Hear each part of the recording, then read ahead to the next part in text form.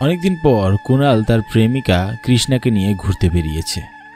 কৃষ্ণা মাঝে মধ্যে বায়না ধরত সে ঘুরতে যাবে, কিন্তু সময়ের অভাবে কুণালের আর তাকে নিয়ে ঘুরতে বের হওয়া হয় না। কিন্তু গতকাল রাতে কল দিয়ে সে বায়না ধরল যে সে আজ ঘুরতে বের হবেই। কোনো কথাই সে শুনবে না। এরই মধ্যে তার কোন বান্ধবী জানি তাকে বলছে মুগুরডাঙ্গার চিংড়ি ভাজি নাকি বেশ নাম করা। শহর থেকে অনেকেই ওই গ্রামে যায় এই চিংড়ি ভাজির লোভে, আর তার বান্ধবীও নাকি খেয়ে এসেছে, অনেক সুস্বাদু নাকি খেতে। আর এইদিকে কৃষ্ণ ভীষণ চিংড়ি পছন্দ করে। এই কথা শুনে তার মুখে পানি চলে এসেছে। তাই তার জেদ যে কুণালের সাথেই সে ওই গ্রামটিতে ঘুরতে যাবে। আর শহর থেকে মুগুরডাঙ্গার গ্রাম খুব একটা বেশি দূরে না, মাত্র 1.5 ঘন্টার পথ। তাই প্রেমিকার কথা রাখতে কুণালও আর না করল।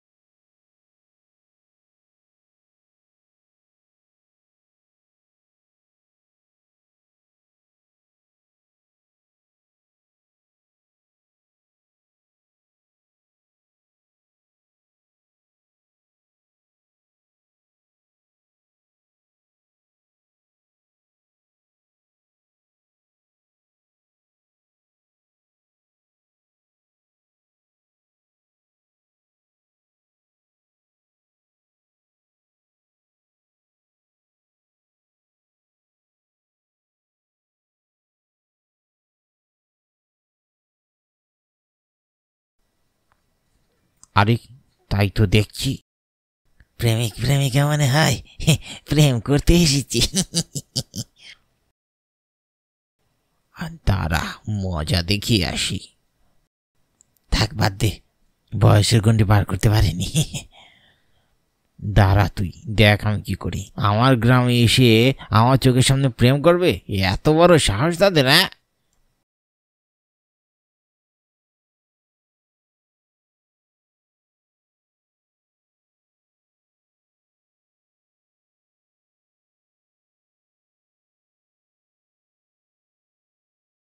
কে তোমরা? এখানে কি চাই? ছেলেটির কথায় বেশ অপ্রস্তুত হলো কুণাল। উত্তর দিল, আমরা স্বামী স্ত্রী, কুণাল আর কৃষ্ণা। আমাদের দেখে কি দুধ ভাত খাওয়া ছেলেবেলে মনে হয়? হ্যাঁ, কে তোমরা? আমাদের এইভাবে প্রশ্ন করছো কেন? যাও বলছি এখান থেকে। আমরা তোমাদেরকে কেন এত কথার উত্তর দিব? বাহ, তোর প্রেমিকা তো দেখছি বেশ দেমাগ, আর কিন্তু বেশ পছন্দ হয়েছে। বখাটে অসভ্য ছেলে, তোমাদের মা তোমাদের কোনো কিছু শিক্ষা দেয়নি কিভাবে মেয়েদেরকে সম্মান করে কথা বলতে হয়? আহা, এত দিমাগ ভালো না রূপবতী। যা করার করে নাও।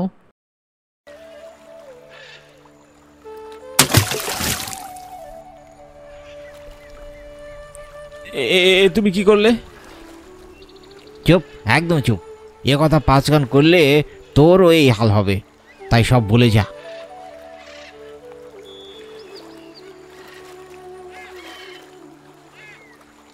কোনাল যেন মুহূর্তে একটি ঘোরের মধ্যে পড়ে গেল। কিছুতেই সে আর বিশ্বাস করতে পারছিল না নিজের চোখ দুটোকে। তবে কৃষ্ণাকেও আর দেখা যাচ্ছে না। এত বিশাল নদীতে কোথায় যে মিলিয়ে গেল ঠিক দেখা গেল না। কোনালের যেন বারবার মাথায় ঘুরছিল, কৃষ্ণা তো সাঁতার জানে না, তাই নিশ্চয়ই এতক্ষণে নদীতে তলিয়ে গেছে। না, এইসব কি ভাবছি, এ হতে পারে না। সে তার মনকে যেন কিছুতেই আর শান্ত করতে পারল না। চোখের কোণে পানি ছলছল করতে লাগলো।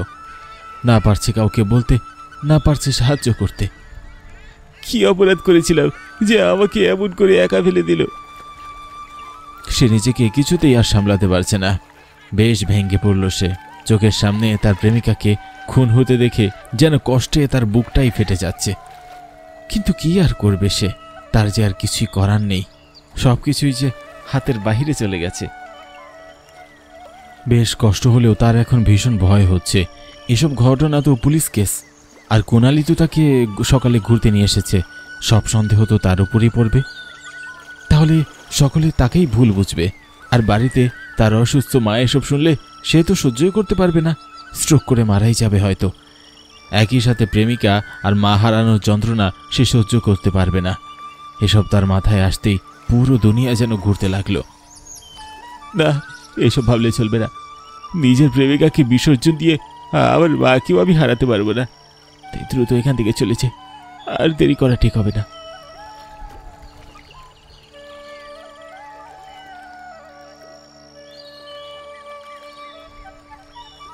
সে আর দেরি না করে সেখান থেকে নিজেকে বাঁচানোর জন্য শহরে ফিরে আসতে লাগলো।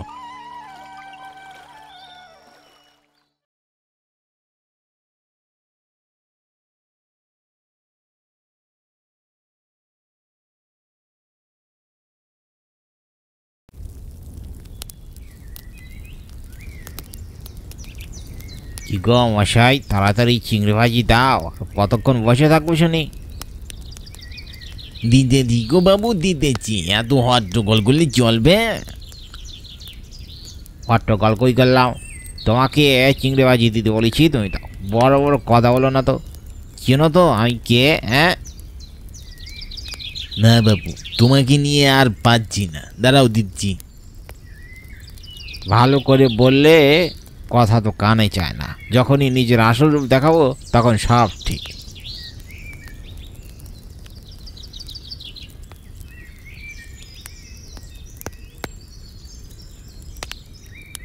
এই তো ভালো করে বললাম, কানে না, যে একটু হুঁকি দিলাম আর ঠিক হয়ে গেলে।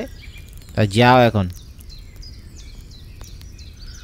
কুমারের কথা শুনে হরিকাকার বেশ রাগ হলেও কিছু বলতে পারল না। তিনি চুপচাপ সেখান থেকে চলে গেলেন।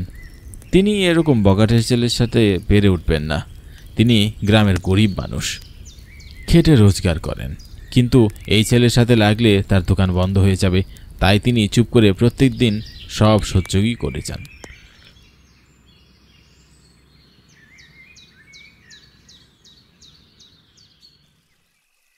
বেশ কিছুক্ষণের মধ্যেই কুমারেরও খাওয়া হয়ে গেল। তাই সে আর বেশি দেরি করল না। তাড়াতাড়ি করে সে বাড়ির পথে হাঁটতে লাগলো।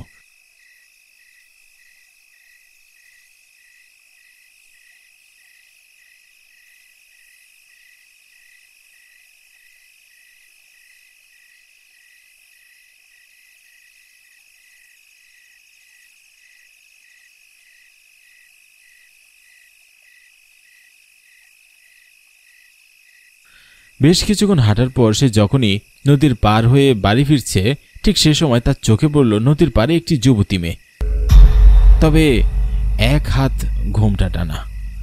কালো নিস্তব্ধ নিঝুম রাতে এমন মেয়েকে দেখে তার মনের ভিতর কেমন একটা করে উঠল।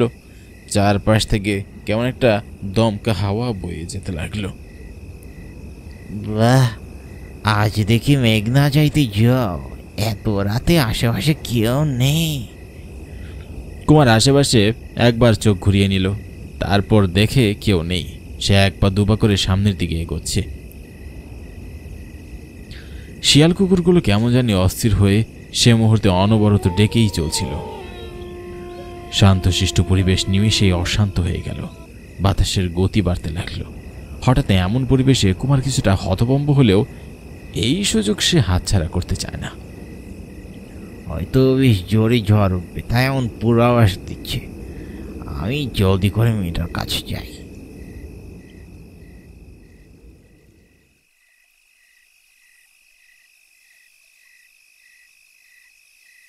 একা রাতে এমন রূপবতী মেয়ে কিসের দরকারে নদীর পারে?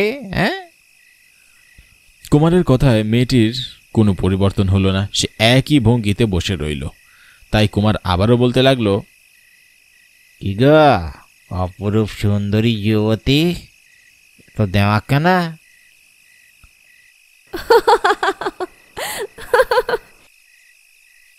কুমারের কথা শেষ হতে না হতেই দমকা হাওয়া মেয়েটির ঘোমটা খুলে দিল। সাথে সাথে হা হা করে সে হেসে উঠল।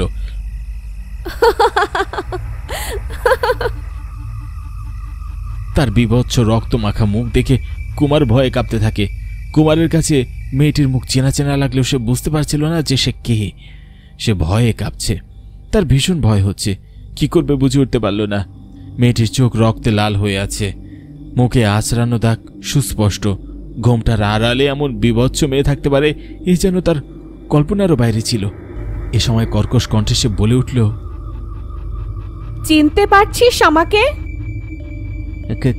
কে তুমি? ভালো করে দেখ আমাকে, তাহলেই চিনতে পারবি। মেয়েটির কথায় কুমার চেয়ে রইল কৃষ্ণার দিকে। তার প্রাণ যেন বেরিয়ে যাচ্ছিল। নিঃশ্বাস ফেলতে তার কষ্ট হচ্ছিল। ঠিক সে সময় তার মনের ভিতর কৃষ্ণা মেয়েটির মুখ ভেসে ওঠে। তৎক্ষণাৎ সে চিনতে পারে হে আর কেউ নয়, সেই কৃষ্ণা মেয়েটি যাকে সে পানিতে ধাক্কা মেরে ফেলে দিয়েছিল। কৃষ্ণা, চিনতে পেরেছিস তাহলে? আমাকে ছেড়ে দাও, দয়া করে মেরো না। আমি আর এমন কাজ কোনোদিনও করবো না, আমি তোমায় কথা দিচ্ছি। আমি নির্দোষ থাকা সত্ত্বেও তুই আমাকে মেরে ফেলেছিস। এ ভুলের কোনো ক্ষমা নাই। তুই আজ রাতে আমার হাতেই মরবি। তোর রক্ত দিয়ে আমি আমার নৈশ ভোজ করব, পেট পুড়ে খাবো, তোর রক্ত মাংস গিলে গিলে খাবো। মেয়েটির কথায় যেন কুমারের পা থেকে মাটি সরে গেল। তার মাথা ঘুরতে লাগলো। সে চারপাশে আর কিছুটি দেখতে পারছিল না। সব যেন ঘোলাটে ঘোলাটে দেখতে লাগলো। মেয়েটি তাকে আর বেশি কিছু বোঝার সময়ও দিল না। সঙ্গে সঙ্গে তার গলায় চেপে ধরল। কুমার বাঁচার জন্য ছটফট করতে লাগলো। তার মুখ থেকে কোনো কথাই বের হচ্ছিল না। প্রায় কয়েক সেকেন্ডের মধ্যেই শ্বাস চলাচল বন্ধ হয়ে গেল এবং অবশেষে তার দেহ থেকে প্রাণটাই বেরিয়ে যায়। সাথে সাথে সব কিছুই নিস্তব্ধ হয়ে যায়।